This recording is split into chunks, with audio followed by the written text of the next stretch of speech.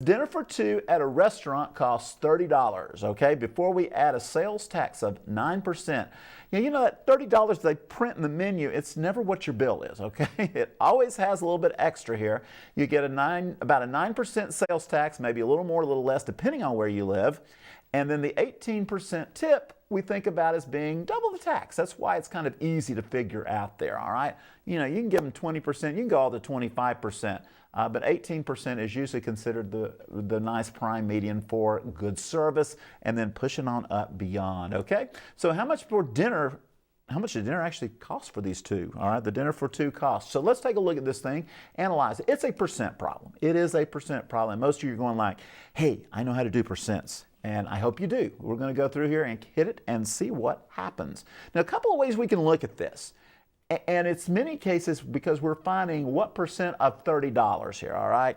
I'm going to set it up as a possible, perhaps you want to use the percent times the total here, which in the case is $30. And that would give us that part that we would be needing to pay of the 9%, change it to a decimal. That's one option. So let's look and see what we're going to have. I'm going to put in our P for part. I'm going to say part equals here. How about that so we don't get confused? And we're going to take that percent. We're going to take that 9%. We're going to make it as a decimal, 9/100ths. Sometimes we like to call it 0.09. And we're going to multiply it times our total. What is our $30 out there? All right, we're going to run it times $30.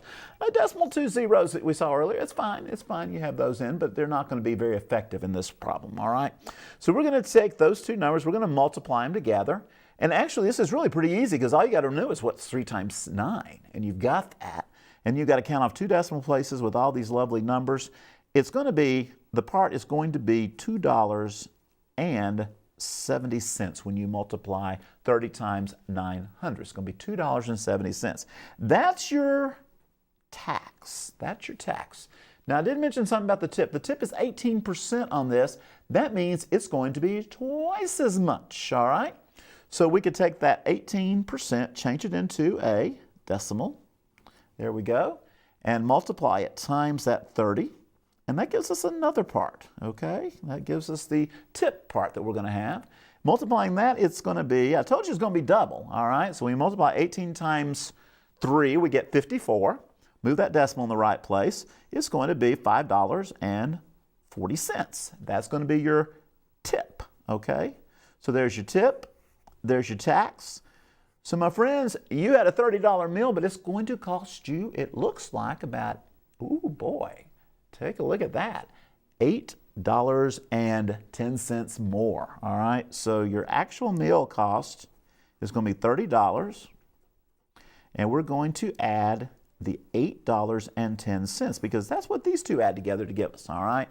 And you're going to end up paying about $38.10 for that meal that you thought was $30, but it's still dinner for two, and it's still, actually that's a pretty good deal. You got less than $20 a person on your average cost for that meal. So anyway, those are some of our things we can do. You could also make that a proportion. You could have also changed that 9% to 9 over 100 and multiply it.